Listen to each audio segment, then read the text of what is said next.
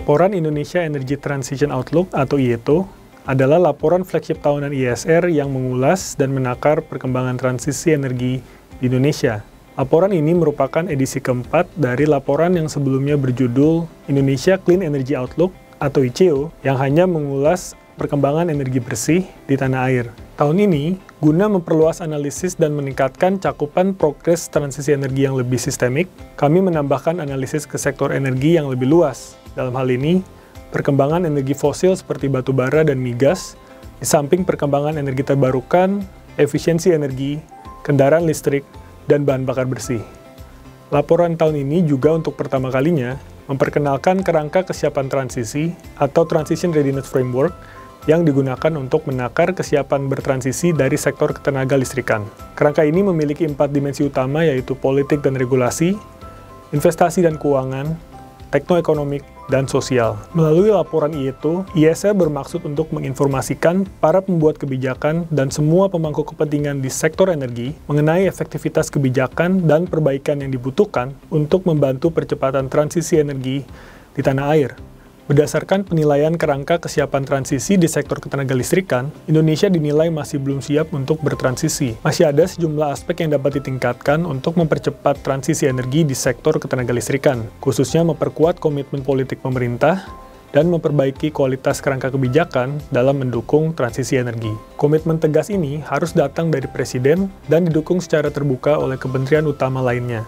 Tahun 2020 ditandai dengan pandemi COVID-19 yang telah menghentikan sebagian besar kegiatan ekonomi dan mendorong Indonesia masuk ke resesi pertama kalinya sejak krisis 1998. Dalam rangka pemulihan ekonomi nasional, pemerintah Indonesia telah mengalokasikan setidaknya 6,76 miliar US dollar untuk berbagai jenis energi berbeda melalui kebijakan baru ataupun yang diubah seperti subsidi dan insentif. Namun, pemerintah gagal membayangkan pemulihan hijau dalam stimulus ekonominya. Dukungan untuk pengembangan energi bersih hanya sebesar 3,5% dari total anggaran tersebut, menurut Energy Policy Tracker. Padahal, kesempatan ini dapat dipergunakan untuk pemulihan ekonomi, sekaligus mendorong pertumbuhan energi bersih di Indonesia.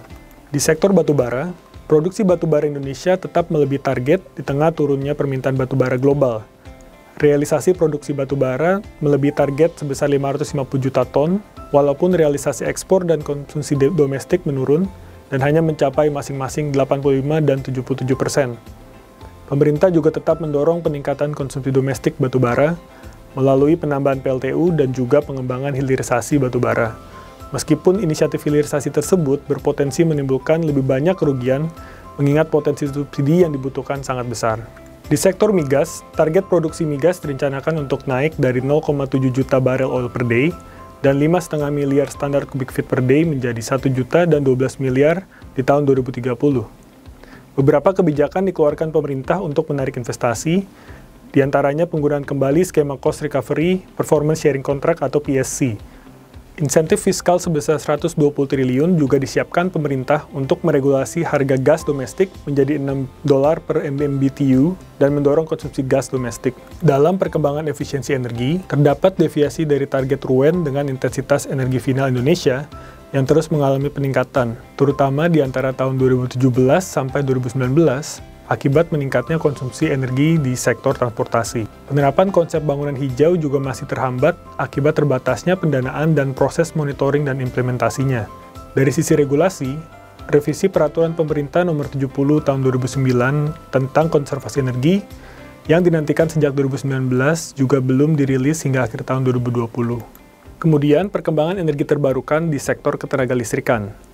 Didorong oleh terhambatnya penundaan konstruksi karena pandemi COVID-19, di tahun 2020, penambahan kapasitas energi terbarukan hanya mencapai 187,5 MW, di mana 75% disumbang oleh PLTA dan PLT mini hydro, dan disusul oleh PLTS dengan kapasitas 28 MW. Total kapasitas terpasang saat ini mencapai 10,49 GW, atau meningkat sebesar 1,8% tahun ke tahun. Bauran energi terbarukan pada pembangkitan listrik meningkat ke 14,9% dibandingkan 12% di tahun 2019, meskipun menurun secara absolut. Di sisi regulasi, Peraturan Menteri SDM Nomor 4 Tahun 2020 memberikan ketentuan yang lebih baik untuk pengembang energi terbarukan.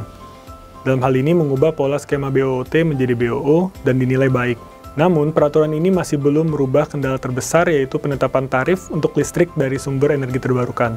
Peraturan Presiden terkait tarif energi terbarukan, yang awalnya direncanakan untuk dirilis di akhir tahun 2020, sampai saat ini belum juga dirilis, namun telah menerima respon positif dari beberapa pengembang energi terbarukan, berdasarkan survei yang kami terima.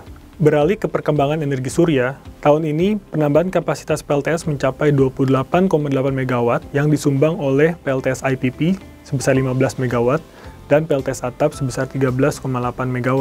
Harga penawaran lelang PLTS skala utilitas juga semakin murah yang dipimpin oleh PLTS Terapung.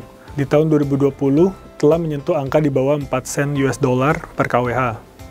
Hal ini juga didukung oleh perubahan regulasi melalui Permen PUPR nomor 6 tahun 2020 yang memperbolehkan perkembangan PLTS terapung pada 5% luas area waduk.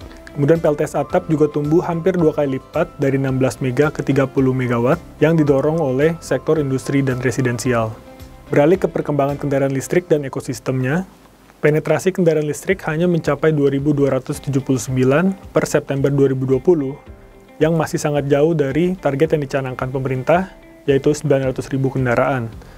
Kemudian jumlah stasiun pengisian kendaraan listrik umum atau SPKLU juga baru mencapai 62 unit, yang masih sangat jauh dibandingkan target yang ditetapkan PLN, yaitu 180 di tahun 2020. Kemudian industri baterai dan kendaraan listrik Indonesia masih dalam tahap awal pengembangan. Telah ada investasi yang ditunjukkan untuk membangun industri material baterai, manufaktur kendaraan listrik, serta daur ulang baterai oleh perusahaan domestik, serta rencana investasi dari sinergi BUMN. Kemudian di perkembangan bahan bakar bersih, realisasi biodiesel tahun 2020 mencapai 8,5 juta kiloliter atau 88% dari target. Hal ini diakibatkan menurunnya permintaan bahan bakar karena pandemi. Rencana pemerintah untuk meningkatkan pencampuran biodiesel menjadi 40% di tahun 2021 ditunda karena kurangnya anggaran pemerintah untuk subsidi sebagai dampak dari penurunan harga minyak mentah. Ini akan semakin meningkatkan dukungan finansial yang dibutuhkan untuk program biodiesel. Laporan ini menjadi penting karena beberapa hal. Dalam 3 tahun terakhir, wacana transisi energi sudah semakin populer di kalangan pembuat kebijakan dan publik di tanah air. Meski demikian, wacana tersebut belum menjadi suatu urgensi dan prioritas dalam strategi dan rencana pembangunan energi di Indonesia. Berdasarkan penilaian kesiapan bertransisi di sektor ketenagalistrikan saja, Indonesia dinilai belum siap untuk bertransisi ke energi yang rendah karbon. Salah satu prioritas pertama yang bisa dilakukan pemerintah adalah memperkuat komitmen politik untuk bertransisi energi. Karena transisi energi akan berdampak pada pengurangan emisi, komitmen transisi energi ini dapat diikuti dengan peningkatan ambisi iklim yang menyelaraskan NDC Indonesia dengan target dan kerangka waktu Perjanjian Paris. Dalam hal ini, pemerintah bisa juga memulai melalui kebijakan yang lebih agresif dalam mengurangi bauran listrik dari PLTU batubara. Indonesia masih memiliki banyak catatan untuk merealisasikan transisi energi. Diperlukan peran dari seluruh pemangku kepentingan dan elemen masyarakat untuk mendukung dan mempercepat transisi energi yang rendah karbon di Indonesia.